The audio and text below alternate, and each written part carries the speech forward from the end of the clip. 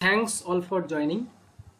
Tonight we are going to read the most famous dramatic monologue in Victorian poetry that is called My Last Duchess, written by Robert Browning, the inventor of dramatic monologue form or genre during the Victorian period. So My Last Duchess, I will try to finish this poem tonight. This is my wish, but I don't know what will happen till the end. Okay, so listen very carefully. This poem is very easy one and difficult one also, not too much difficult. Okay, so among the poetry or among the poems in honors third year, the most or the hardest poetry is actually Victorian poetry. Remember this one. Victorian poetry is hard, not metaphysical poetry, not epic poem, but Victorian poetry is very hard. Okay, because the poems are not the purposes of the poet. So beneath the poems, you will have the purpose of the poet, the problem of the contemporary time. Okay, the message of the poet. This is very important. So before beginning this poem, I would like to tell you something about this poem. Look at your screen. Look at your screen. We learned a poem written by Alfred Tennyson. The poem was Locksley Hall. Locksley Hall was a Victorian poem composed by Lord Alfred Tennyson. The theme of the poem Locksley Hall was status, ranks, level, wealth, power, money, aristocracy, wealth, power, money, status, rank in the society, status in the society, level, your level in your society, your rank in your society, your wealth among your people, are you rich or poor? These were considered during the Victorian period, and that's why we learned that the speaker of the poem Locksley Hall could not marry his beloved Amy, his cousin sister, because his rank was not good, his status was not good. He was brought up in the family of his uncle. That's why he was unable to marry his beloved, his cousin sister Amy. We learned it as the theme of the poem Locksley Hall, written by Alfred Tennyson. Now listen very carefully. This is also a Victorian poem, My Last Duchess. In this poem, the poet has presented the psychological aspect, the psychological matter. You can say the internal matter, the inner matter. The inner matters, the internal matters are maximum time actually psychological matters that you cannot see, you can just feel. After observing someone, you can feel that this person has pride, this person has greed, this person is a greedy person. After observing someone, after spending a few days with someone, whether male or female. Okay, so in this poem you will have the praise of a duchess. Duchess are called the wife of duke. Duchess are called the wife of duke. You can say the wife of duke are addressed as duchess. In Italy, remember, in Italy, the wife of duke is called duchess. Okay, as the wife of king is called queen. Wife of king is called queen. Like that, the wife of duke is called duchess. D-U-C-H-E-S-S, duchess. Okay, so duke, duchess, husband and wife. So this is a dramatic monologue poem. In this poem, the speaker is actually Duke of Ferrara. Duke of Ferrara. Ferrara is a place situated in Italy. Duke of Ferrara. Duke of Ferrara is a duke. He killed his wife. He himself did not kill his wife, but he ordered his soldier to stop the breath of his wife, his first wife, his duchess. Okay, his first wife. Okay, but his wife was very beautiful. The writer, the poet, he did not maintain any specific name for the wife of the duke, whom he killed by his soldier. Actually, Duke of Ferrara, he was a jealous person. He was a person of pride, a greedy person. He had the greed. He had the greed of wealth, power, and prestige. He had the pride of prestige and pride of wealth, pride of power. And these are the psychological problems, psychological issues of any person, whether male or female. Suppose I am Umar Farooq. My wife is, suppose Naina. Naina is my wife, my beautiful wife Naina, and I am Duke. My wife is my duchess. My wife Naina is my duchess. I am Duke. I am very powerful. I have wealth, power. I have everything, and that's why I got married a beautiful girl Naina. She is also beautiful. She has all beautiful qualities and all characteristics, all virtues. My wife has everything. But why, after few years or after several years, why I killed my first wife, Naina? The reason is my wife Naina always smiles. She would smile always. When she meets someone, she smiles. She gets a gift from someone, she smiles. She expresses her happiness, and this happiness is equal. That means my wife Naina, she was well mannered, she was modest, she was polite, she was well behaved.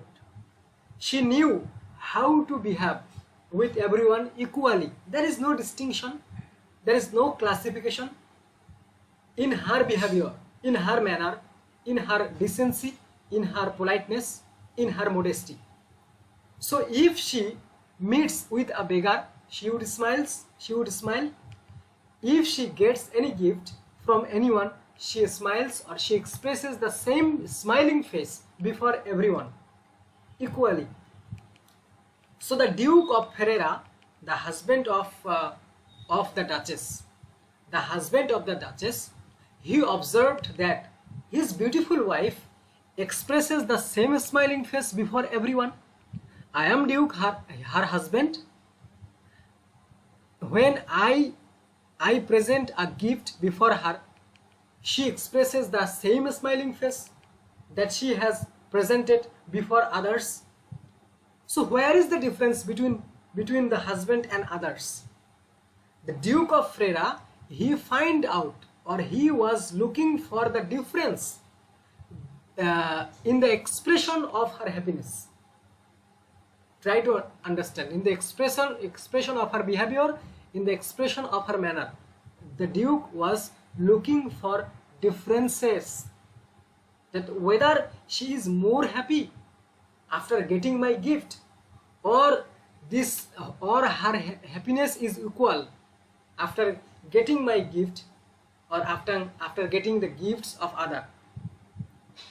So Duke of Ferrara, he became jealous, and he wanted to stop the breath of his wife, I mean Duchess, and he ordered his soldier that killed her, because I hate it. The same expression, there is no difference in her mind. I am her husband and they are other people. She should create a kind of difference between me and others, but there is no differences in the heart of my wife, my Duchess. So that's why she ordered to kill his wife. Got it? So this is the dramatic monologue.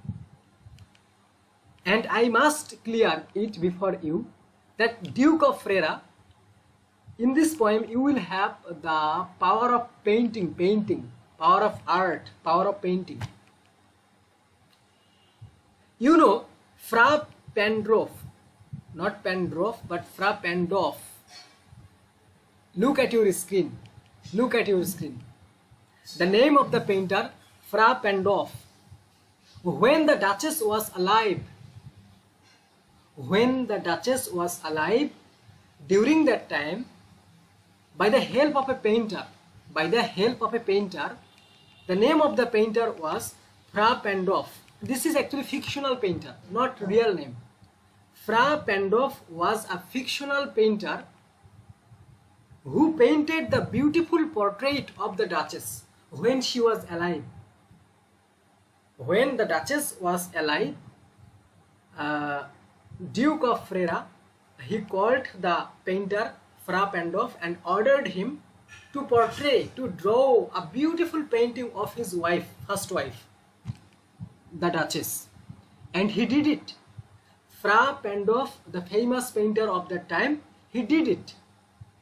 And he painted a beautiful painting, beautiful picture, beautiful image of the Duchess. Okay? The painting will tell you how beautiful she was, how beautiful the Duchess was. The painting will tell you. Okay? So, the painting will tell you that how virtuous she was, how beautiful she was, and how good she was. Okay? According to her characteristics, according to her features, or according to her behavior, manner, and according to her physical beauty. In everything, in every sector, the Duchess, she was perfect. And during her lifetime, Fra Pandolf, নামগুলো মনে রাখতে হবে, Fra Pandolf painted or drawn a picture of the Duchess. And the picture is actually hanged in the wall of the, you can say, living room.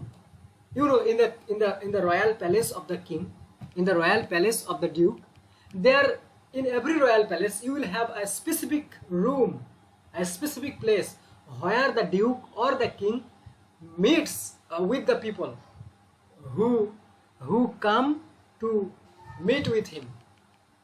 Okay? You can say a meeting room. For example, this is my meeting room. When you will come, I will meet with you in this room, and I will show you everything. What is special in my in this room? I will show you this painting, that this is the painting of my Duchess. Now she is no more, but this is the painting of my beautiful Duchess. She is no more. This is her painting. And this is another painting of Neptune, the goddess of sea, Neptune. There was another painting. আমি একটু বাংলায় বলে তোমাদের কাছে clear করে দিই। তো এই যে ডিউক অফ ফ্রেরা, যেখান থেকে এই কবিতাটা শুরু হয়, সেখানে হচ্ছে যে তিনি দ্বিতীয় একটা বিবাহ করতে যাবেন। এমতো অবস্থায় তিনি যে রুমে বসে সবার সঙ্গে সাক্ষাৎ করেন, ওই রুমে বসে আছেন। ওই দ্বিতীয় যে বিবাহ করতে যাবেন, তার would be father in law, তার যে শ্বশুর হতে যাবে, মেয়ের বাবা, সে এসেছে ডিউক অফ ফেরেরার সঙ্গে দেখা করতে। বুঝতে পারছো? সে দেখা করতে এসে যে রুমে বসেছে, ওই রুমের দেওয়ালের মধ্যে ওই তার লাস্ট যে ডাচেস ছিল, মানে প্রিভিয়াস যে ডাচেস ছিল, তার স্ত্রী ছিল, যাকে সে সৈন্যকে অর্ডার করে যাকে মেরে ফেলেছে, তার ওই ইকুয়াল কোয়ালিটির কারণে তার পেন্টিং আছে ওয়ালে। একদিকে তার পেন্টিং আছে, আরেক দিকে আছে গড অফ সি, ন্যাপচুন, যাকে তিনি যে ক্লাউস অফ ইন্সবার্গের ক্লাউস নামে একজন স্কাল্পটর বা একজন পেইন্টারের দ্বারা তিনি এই ব্রোঞ্জের মাধ্যমে একটা পেন্টিং তৈরি করে নিয়েছিলেন। আরেকটা, তাহলে তার রুমে দুইটা পেন্টিং আছে। একটা হচ্ছে তার লাস্ট ডাচেসের পেন্টিং আছে ওয়ালে লাগা, আরেকটা পেন্টিং আছে যে ন্যাপচুন, গডের একটা পিকচার আছে, যে ঘোড়ায় বসে আছে, এরকম করে একটা পিকচার আর্ট করা আছে, ওটা ব্রোঞ্জ দিয়ে তৈরি করা হয়েছে। তো এটাও ওয়ালে লাগানো আছে। সো দুই দিকে দুইটা পেন্টিং লাগানো আছে। তো যেটা যেটা মনে করো যে ন্যাপচুনের যে পেন্টিংটা, বুঝতে পারছো, যে ন্যাপচুনের যে পেন্টিং, এটা সিম্বলাইজেস ওয়েলথ, পাওয়ার, বুঝতে পারছো। তো কথা হচ্ছে যে এই যে সে যে দ্বিতীয় বিবাহ করতে যাবে, তার যে শ্বশুর তাকে দেখতে এসেছে, তার শ্বশুরকে সে বলতেছে যে look at this wall and look at the painting, this is my last duchess. মানে the speaker of this dramatic monologue is actually duke of Ferrara. সে নিজে তার উডবি শ্বশুরকে বলতেছে, বলে বলে বোঝাচ্ছে যে this is the picture of my wife, this is the painting of my wife. আর সে নিজে নিজেই বলতেছে সে কত বিউটিফুল ছিল, তার কত ভালো গুণ ছিল, সে কিভাবে কি ছিল, সে কিভাবে সবার সঙ্গে সব ব্যবহার করতো, কেন সে তাকে হত্যা করাইলো তার সৈন্য দ্বারা। এই কথাগুলো দিয়ে তার এই উডবি শ্বশুরকে ডিউক অফ ফেরেরা বুঝাইতে চাচ্ছে যে শোনেন, আপনার বেটিকে যে আমি বিবাহ করব, আপনার বেটির মধ্যে কিন্তু এগুলা আপনাকে যা বুঝাই দিতে হবে যে সবার সঙ্গে সমান ব্যবহার করা যাবে না। স্বামীর আদর, স্বামীর দেওয়া গিফট পেয়ে খুশি হওয়া আর অন্যের দেওয়া গিফট পেয়ে খুশি হওয়া ইকুয়ালি এক্সপ্রেস করা যাবে না। এটা আমার প্রবলেম হয়, তাহলে আপনার বেটিকেও আমি মারবো, এটা সে ইনডিরেক্টলি বলতে চায়, বুঝতে পারছো। তো এই ড্রামাটিক মনোলগে তোমরা যেগুলো পাবা, যে characters of the dramatic monologue, স্ক্রিনে দেখো। প্রথমটা হচ্ছে ডিউক অফ ফ্রেরা, যেটা হচ্ছে speaker of this poem. Listener হচ্ছে তার উড বি শ্বশুর, যে তাকে দেখতে এসেছে তার রয়্যাল প্যালেসে, আর যাকে সে তার পেন্টিংগুলো দেখাচ্ছে, আর তার প্রথম ওয়াইফের কথা বলতেছে, তার কি গুণ ছিল কি এগুলো বলতেছে। তাহলে সাইলেন্ট লিসেনার হচ্ছে তার উড বি শ্বশুর। সো দ্য প্রথম ক্যারেক্টার হচ্ছে দ্য ডিউক অফ ফেরেরা। দ্বিতীয় হচ্ছে the Messenger of his potential wife's family. তার মানে তার উড বি ওয়াইফ, যাকে সে বিবাহ করতে যাচ্ছে, তার তার পরিবার থেকে একজন মেসেঞ্জার আসছে, একজন বার্তাবাহক তাকে দেখতে আসছে। তো এটা বলা হয় যে তার শ্বশুর দেখতে আসছে তাকে, ঠিক আছে। তৃতীয় নম্বর হচ্ছে his previous wife the last duchess. এখানে এই কবিতায় যাকে লাস্ট ডাচেস বলা হচ্ছে, সে হচ্ছে তার পূর্বের ওয়াইফ, যাকে সে তার সৈন্য দ্বারা হত্যা করিয়েছে। আচ্ছা, তারপর তার ঘরে কি আছে? A painting of that former wife. তার পূর্বের ওয়াইফের একটা পেইন্টিং আছে তার ঘরের ওয়ালে, a painting of that former duchess. আচ্ছা, উইমেন আর, এই কবিতাতে তুমি কি পাবা? যে women are objects to be controlled. Victorian পিরিয়ডের যে সমস্যাগুলো ছিল তার মধ্যে এটা একটা সমস্যা ছিল সমাজে, যে পুরুষরা নারীদেরকে কন্ট্রোল করতে চেয়েছিল। অর্থাৎ তারা ঘরে বাইরে যেতে পারবে না, তারা সব কাজ করতে পারবে না, তারা ভোট দিতে পারবে না, তারা নাগরিক হতে পারবে না, তারা অফিসিয়াল কাজ করতে পারবে না, তারা শুধু ঘরের মধ্যে থাকবে, তারা পুরুষের দাসত্ব করবে, তারা শুধু পুরুষের দাসত্ব করবে। এটা ছিল ভিক্টোরিয়ান পুরুষদের চিন্তা চেতনা। বিশেষ করে অ্যারিস্টোক্রেটিক যারা হাজব্যান্ড, তাদের এটা চিন্তা চেতনা ছিল, যারা নারীদেরকে দাস বানিয়ে রাখবে। এটার বিরুদ্ধে রবার্ট ব্রাউনিং কথা বলেছেন, যে তার ইচ্ছা মতো সে হাসতে পারবে না, তার ইচ্ছা মতো সে সবার সঙ্গে সঠিক ব্যবহার করতে পারবে না, এই বিষয়গুলো কন্ট্রোলের মধ্যে রাখবে পুরুষ মানুষ। এই জিনিসটাকে এখানে তুলে ধরেছে, এটা ভিক্টোরিয়ান সমাজের প্রবলেম ছিল। So women are objects to be controlled, it has been presented through this poem, through this dramatic monologue. আজ তারপরে দেখো, তো যে এই যে তার যে লাস্ট ডাচেস, প্রিভিয়াস ওয়াইফ, যাকে লাস্ট ডাচেস বলা হচ্ছে, তার পেইন্টিংটা যে অঙ্কন করেছে তার নাম ছিল ফ্রা প্যান্ডফ। এগুলো নাম মনে রাখবা ব্রিফ কোশ্চেনের জন্য, এইভাবে শুনলে মনে থাকবে, নিজে নিজে মনে থাকে না। তো the name of the painter was Fra Pandolf, who painted the painting of the last duchess during her lifetime. বুঝতে পারছো, যখন সে জীবিত ছিল তখন তাকে ডেকে এনে এটা করেছে। তো যদিও এগুলো হচ্ছে কাহিনী, গল্প তৈরি করা হয়েছে, এগুলো হচ্ছে ফিকশনাল ক্যারেক্টার। ফ্রা প্যান্ডফ ফিকশনাল ক্যারেক্টার, যাকে এই কবিতায় বলা হচ্ছে ফ্রা প্যান্ডফ, যে একজন ফেমাস পেইন্টার ছিল ওই সময়ে। তারপরে দেখো এই কবিতায় যেটা উঠে এসেছে সেটা হচ্ছে সোশ্যাল স্ট্যাটাস। সোশ্যাল স্ট্যাটাস, যে the power of the grid of wealth, power, rank, statue, এগুলা। তো এটা কেমন কথা যে আমি ডিউক, আমার বউ সবার সঙ্গে সেম ব্যবহার করে, আমার একটা স্ট্যাটাস আছে না, আমার একটা র্যাঙ্ক আছে না, আমি ডিউক, এই শহরের ডিউক আমি। আর এখানে আরেকটা বিষয় তুলে ধরতে, আর্ট বলতে পেইন্টিং। এখানে পেইন্টিং এর প্রশংসাও করা হয়েছে, যেহেতু ওয়ালে দুইটা পেইন্টিং আছে, পেইন্টিং এর প্রশংসাও করা হয়েছে। কারণ আমি তোমাদেরকে গতকালকে বলেছি যে রবার্ট ব্রাউনিং পেইন্টিং এর মধ্যে ইন্টারেস্টেড ছিল, সে নিজেও পেইন্টিং করতে চেয়েছিল, কিন্তু তাকে দিয়ে সেটা হয়নি, সে পরবর্তীতে কবিতা লিখেছে। আচ্ছা, এই কবিতায় আছে যে এলিটিজম, এলিটিজম কাকে বলে? দেখো এখানে আমি লিখছি social status, art and elitism. দেখো এলিটিজম একটা টার্ম, বলা হয় যখন কোনো শক্তিশালী গ্রুপ বা কোনো শক্তিশালী মানুষ, কোনো অ্যারিস্টোক্রেটিক মানুষ বা কোনো রিচ মানুষ, কোনো পাওয়ারফুল মানুষ তার অধীনস্থ লোকদেরকে তার মতো করে শাসন করতে চায়, এই প্রসেসটাকে বলা হয় যে এলিটিজম। বুঝতে পারছি? এলিটিজম, এই প্রসেসটাকে বলা হয় এলিটিজম। যেমন আমরা বলি যে ইম্পেরিয়ালিজম কাকে বলে বা কলোনিয়ালিজম কাকে বলে। ইম্পেরিয়ালিজম বা কলোনিয়ালিজম কাকে বলে? যে শক্তিশালী কোনো দেশ দুর্বল কোনো টেরিটরি বা দেশের নাগরিককে শাসন করা, এটা হচ্ছে ইম্পেরিয়ালিজম, এটা আমরা জানি। আর এখানে বলা হচ্ছে এলিটিজম। এলিটিজম হচ্ছে যে কোনো পরিবারে, সমাজের মধ্যে একটা রীতিনীতি চালু, যে এক গ্রুপকে অন্য গ্রুপ কন্ট্রোল করবে, অর্থাৎ বিশেষ করে পুরুষরা মহিলাদেরকে কন্ট্রোল করবে, মহিলারা নিজেদের ইচ্ছা মতো কোনো কাজ করতে পারবে না, এটাকে বলা হচ্ছে এখানে এলিটিজম। বুঝতে পারছো? এটা এই কবিতায় আছে। তো যেটা দ্বিতীয় পেন্টিং ছিল এই ডিউকের প্যালেসে, মিটিং রুমে, সেটা ছিল যে bronze statue of Neptune. Neptune হচ্ছে গড, এই ন্যাপচুন গডের ব্রোঞ্জ দ্বারা তৈরি করা একটা স্ট্যাচু, মানে একটা পেন্টিং। কে সেটা আর্ট করেছিল?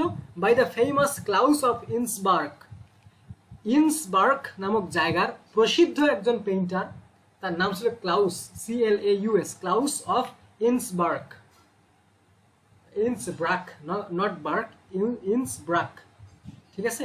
তো Claus of Innsbruck who painted the painting of Neptune by using bronze. এই দুইটা পেন্টিং আছে, একটা হচ্ছে যে ফ্রা প্যান্ডফ, যে তার লাস্ট ডাচেসের পেন্টিং আর্ট করেছে, যেটা ওয়ালে আটকানো আছে। আর একটা স্ট্যাচু, যেটা ওটা একটা পেন্টিং, এটা মনে করো যে একটা স্ট্যাচু। স্ট্যাচুটা ব্রোঞ্জ দিয়ে তৈরি করে নিয়েছেন এই যে ডিউক অফ ফ্রেরা, কার মাধ্যমে? ক্লাউস অফ ইন্সব্রাক, যে ওই সময়ের প্রসিদ্ধ একজন স্কাল্পটর। আচ্ছা, তো এই কবিতার সেটিং কোথায়? এই কবিতার স্টোরি সেটিং কোথায় বলা আছে? The setting is the duke of Ferrara's state in 16th century Italy. বলা হচ্ছে যে 16 শতকের ওইদিকে ইটালিতে ফ্রেরা নামক জায়গা তার রয়্যাল প্যালেসের স্টেট মানে হচ্ছে প্রপার্টি, ESTAT, স্টেট মানে ল্যান্ড প্রপার্টি, তার রয়্যাল প্যালেস বা এগুলা এখানে হচ্ছে সেটিং। তো আশা করি যে টুটা ফাটা যে কথাগুলো, এগুলো তোমাদের বুঝে আসছে। এই কথাগুলো বলার পর সে ইঙ্গিত দিবে যে এরকম হওয়া উচিত নয়, যেহেতু এখানে লিসেনার হচ্ছে তার শ্বশুর বা তার শ্বশুরের ফ্যামিলি থেকে, উডবি শ্বশুর ফ্যামিলি থেকে, যে তাকে দেখতে এসেছে, বেড়াতে এসেছে মেসেঞ্জার হয়ে, বার্তাবাহক হয়ে, তাকে সে শোনাচ্ছে এই ডিউক অফ ফ্রেরা, যে তার পূর্বের ওয়াইফ কেমন ছিল, কেন তাকে হত্যা করেছে, কোন অপরাধ তার ছিল, এগুলো যেন আপনার মেয়ের মধ্যে না থাকে। বুঝতে পারছো? আর আপনি আমাকে যে মেয়ে দিবেন, প্রচুর সম্পত্তিও আমাকে দিতে হবে, ডৌরি দিতে হবে, ডৌরি কি বলে ওটাকে, যৌতুক দিতে হবে, অর্থাৎ একটা বিগ অ্যামাউন্ট দিতে হবে আমাকে। মেয়ে দিলেই শুধু হবে না, এগুলো সবগুলো যে এক্সপ্রেশন, সবগুলো ডিমান্ড ডিরেক্টলি এবং ইনডিরেক্টলি এই কবিতাতে প্রকাশ পেয়েছে, কবিতার ডায়লগে। মাত্র 56 লাইনস আছে এই কবিতায়। আর কবিতার রাইম স্কিম হচ্ছে AABBCCDD, এভাবে। প্রথম লাইন আর দ্বিতীয় লাইন একই, তৃতীয় লাইন আর চতুর্থ লাইন একই রাইম স্কিম, এভাবে। আর this poem has only 56 lines. বুঝতে পারছো? 56 লাইনস। তো চলো আমরা এখন পড়ি। এই কথাগুলো না বললে এটা কিছুই বুঝে আসতো না।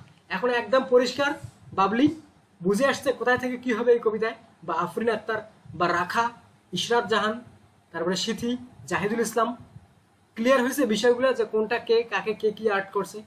এটা হচ্ছে মেইন জরুরি, এটা জানা, এটা বোঝা অত্যন্ত জরুরি। আচ্ছা, তারপরে কবিতা তুমি এটা এখন ইংলিশে নিজেও লিখতে পারবা যে কি বোঝাতে চেয়েছে। আচ্ছা, এখন আমরা দেখি। My Last Duchess is a dramatic monologue written by Victorian poet Robert Browning in 1842. In the poem, the Duke of Ferrara uses a painting of his former wife as a conversation piece. কথা বলার একটা মাধ্যম হিসেবে তার ওয়াইফের পেন্টিংকে সে ব্যবহার করছে। তার সঙ্গে যে তার শ্বশুরবাড়ির লোক বা উডবি শ্বশুরবাড়ির লোক দেখা করতে এসেছে, তার সঙ্গে কি বিষয়ে কথা বলবে, কথা বলার বিষয় স্বরূপ তার যে পূর্বের যে ডাচেস ছিল, তার যে পেন্টিং ছিল ঘরে, সেই পেন্টিং নিয়ে এসে কথা বলেছে।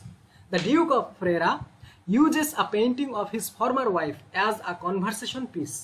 The Duke speaks about his former wife's perceived inadequacies. Adequate মানে পর্যাপ্ত, inadequate মানে অপর্যাপ্ত, মানে অসম্পূর্ণতা। Inadequacies to a representative of the family of his bride to be. এই পরিবারের, এই ডিউক ফ্যামিলির বউদের বা স্ত্রীদেরকে বা ডাচেসদেরকে মানুষের সামনে কিভাবে নিজেকে রিপ্রেজেন্ট করতে হবে, কিভাবে তুলে ধরতে হবে, এই বিষয়ে তার অপর্যাপ্ত জ্ঞান ছিল তার পূর্বের ওয়াইফের। revealing his obsession with controlling others in this process. Browning uses this compelling psychological portrait of a despicable character to critique the objectification of women and abuses of power. Objectification of women মানে মহিলাদেরকে object বানিয়ে রাখা, নিজের আয়ত্তে রাখা, নিজের নিয়ন্ত্রণে রাখা, এটা হচ্ছে objectification of women and abuses of power, আর ক্ষমতার অপব্যবহার করা। এগুলোকে ব্রাউনিং সাইকোলজিক্যাল দিক থেকে এগুলোকে পোর্ট্রেট করেছে, তিনি এগুলোকে ক্রিটিসাইজ করেছেন এই কবিতার মাধ্যমে। তো এই কবিতা যা যা আমরা পাবো এটা আমরা অলরেডি জেনে গেছি। এখন আমরা চলো কবিতায় চলে যাই। তো আমি লেফট সাইডে কবিতার লাইন নিয়ে আসছি, রাইট সাইডে আমি সামারি নিয়ে আসছি, যেমনটা আমি করি। এগুলো তোমরা গুগলেও পাইতে পারো, খুঁজে খুঁজে বের করলে পেয়ে যাবা। তো দেখো কবিতার শুধু এক্সপ্রেশন দেখার জন্য প্রথমে এই কয়েক লাইনগুলো আমরা পড়বো। দেখো যে এই স্পিকার হচ্ছে, আমরা জানি ড্রামাটিক মনোলগ অ্যাব্রাপ্টলি বিগিনিং, হঠাৎ করে শুরু হয়। তো তার উডবি শ্বশুর আসছে, তার সঙ্গে তার রয়্যাল প্যালেসে তার মিটিং রুমে বসে আছে। এখন তার সঙ্গে সে কথা বলতেছে, তাকে দেখাচ্ছে, দেখো that's my last duchess painted on the wall. কত সুন্দর কথা, that's my last duchess painted on the wall. এই যে ওয়ালের মধ্যে একটা পেন্টিং দেখতেছে, এটা আমার হচ্ছে সর্বশেষ স্ত্রী যে মারা গেছে, এখন বেঁচে নাই, এটা হচ্ছে তার painting. Looking as if she were alive, তার পেন্টিংটা এমন লাগতেছে মনে হয় যেন সে জীবন্ত। I call that piece a wonder now, আমি এখন বর্তমান তাকে, এই যে পেন্টিংটাকে, আমার পূর্বের ওয়াইফ লাস্ট ডাচেসের, তাকে আমি একটা পিস অফ ওয়ান্ডার বলি, অ্যাস্টোনিশিং পিস, মানে আর্ট, পেন্টিং এর একটা অদ্ভুত একটা উদাহরণ। এটা কে আর্ট করেছিল বলছে, ফরা প্যান্ড্রপস hands worked busily a day, একদিন পুরা দিন ব্যস্ত থেকে কাজ করে ফ্রা প্যান্ড্রপস নামে একজন ব্যক্তি তার হাতের যে ক্রাফটসম্যানশিপ, তার যে এক্সপেরিয়েন্স, এটা ব্যবহার করে আমার এই প্রথম ডাচেসের এই পেন্টিংটা সে আর্ট করেছিল। I call that piece a wonder now, Fra Pandolf's hands worked busily a day, একদিন সারাদিন কাজ করে এই পেন্টিংটা সে তৈরি করছে।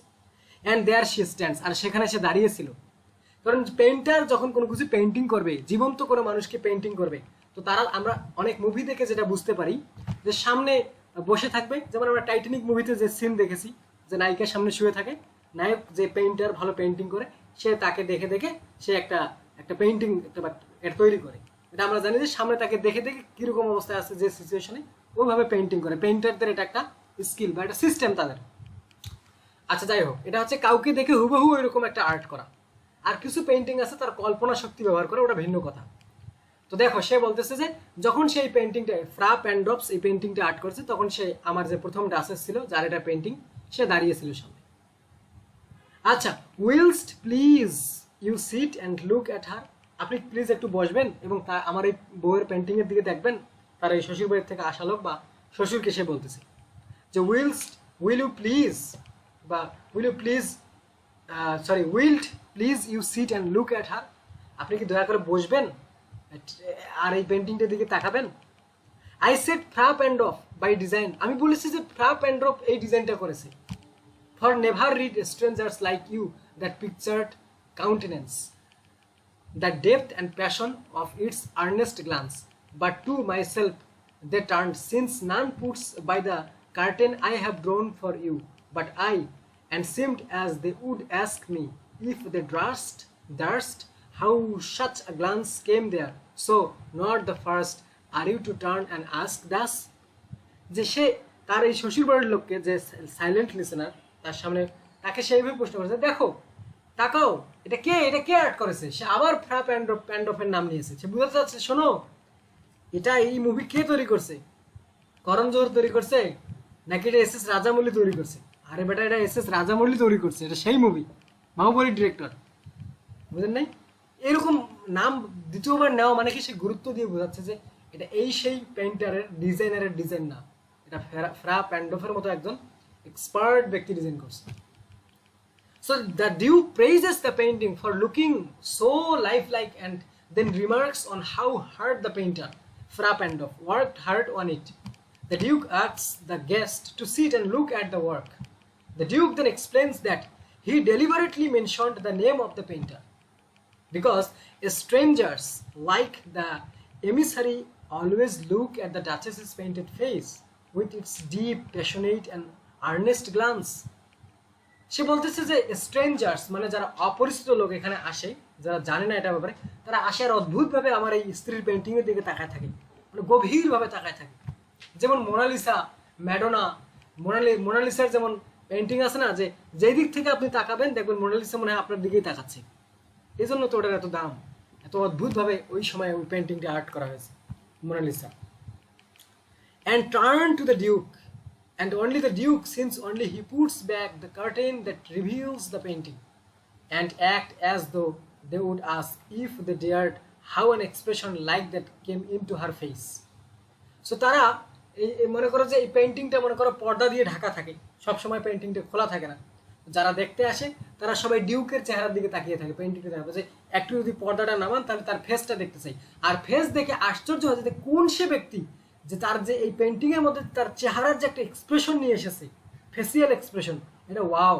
The Duke reiterates that the guest isn't the first person to ask this question.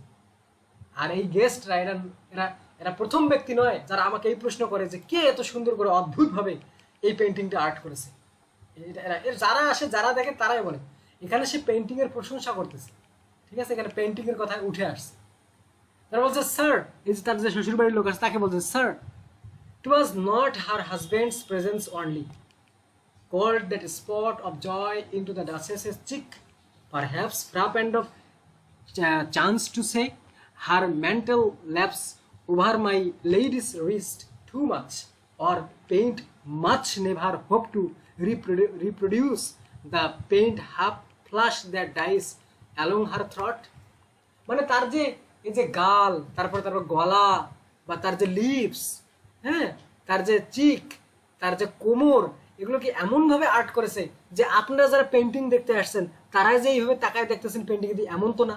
হতে পারে যে ফ্রা প্যান্ড অফ যে পেন্টিং আর্ট করছে যখন আমার স্ত্রীর সামনে দাঁড়িয়েছিল, সেও আমার স্ত্রীকে গভীর দৃষ্টিতে দেখছে, তারপরেই পেন্টিং আর্ট করছে, এইভাবে বলতেছে। তার কাকে? তার শ্বশুরকে শোনাচ্ছে এবার। Such a step was courtesy, she thought, and cause enough for calling up that spot of joy. She had a heart, how shall I say?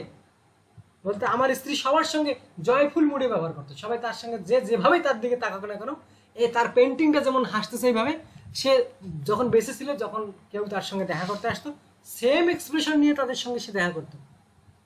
Spot of joy, she had a heart, তার একটা হৃদয় ছিল। How shall I say, আমি কিভাবে সেটা বর্ণনা করবো, কিভাবে আপনাকে শোনাবো। Too soon made glad, too easily impressed, খুব দ্রুত আনন্দিত হয়ে যায়, খুব দ্রুত সে ইমপ্রেসড হয়ে যায় যে কারো দ্বারায়। আমার ওয়াইফ এই পেন্টিংয়ে যে আছে সে, she liked whatever she looked on, সে ওই সব কিছুই পছন্দ করতো যেটার দিকে সে তাকাতো। সে গরিব মানুষ হোক, বাইরের মানুষ হোক, আত্মীয় স্বজন হোক, গেস্ট হোক, ফুল হোক, জানোয়ার হোক, যেটাকেই দেখতো।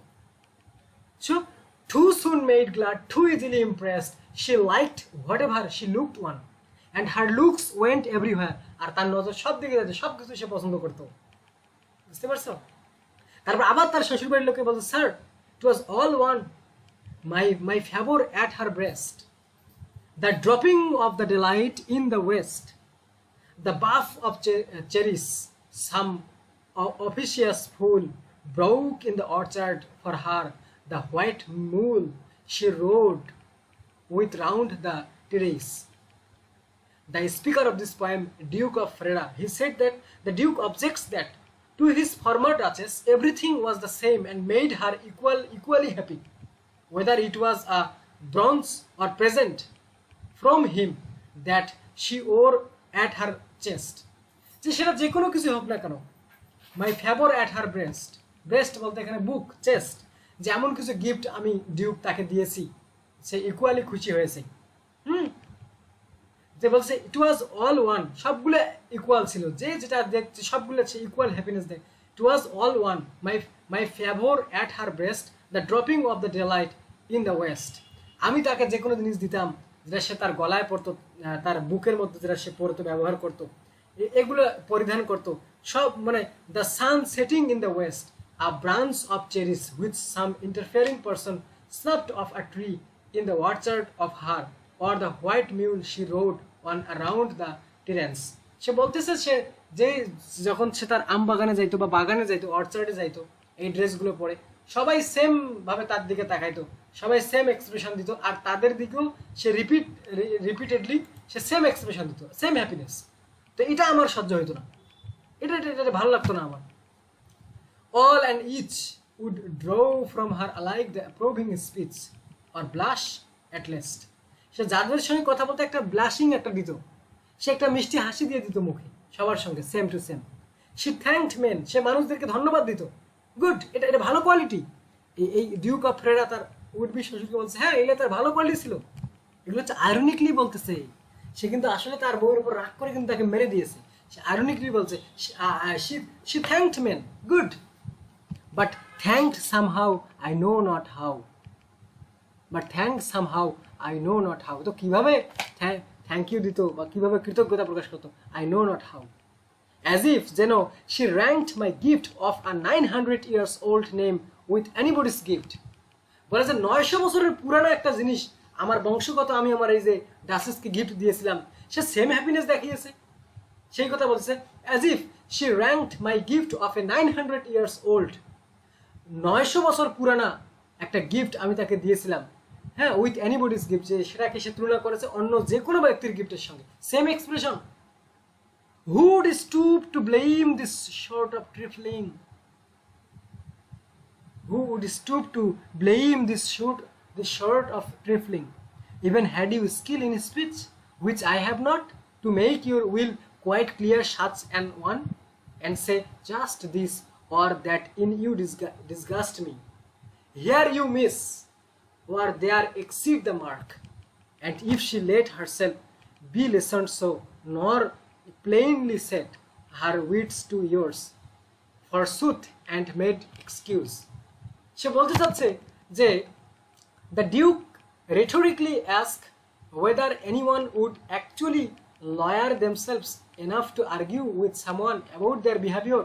The Duke imagines a hypothetical situation in which he would confront the former Duchess.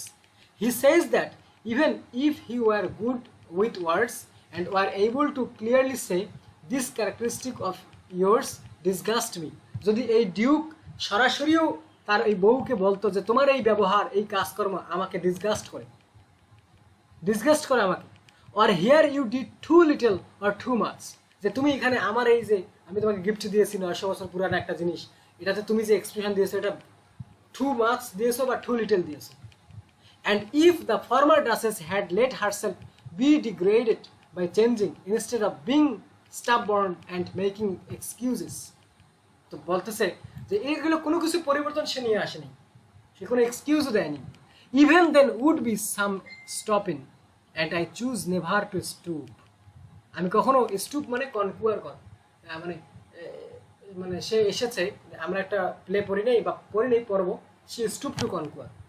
She stoops to conquer, এটা হচ্ছে নিউ ক্লাসিক্যাল পিরিয়ডের একটা কি, একটা comedy of manner. she stoops to conquer, মানে সে এখানে এসেছে কনকুয়ার করার, জয় করার জন্য সব কিছুকে। এটা তো এটা বলতেছে, ওহ sir, she smiled no doubt whenever I passed her, যখনই আমি তার পাশ দিয়ে হেঁটে যাই, আমার বউয়ের পাশ দিয়ে, তখনই সে হাসতো, হ্যাঁ, কোনো সন্দেহ নাই, সে আমাকে দেখে হাসতো।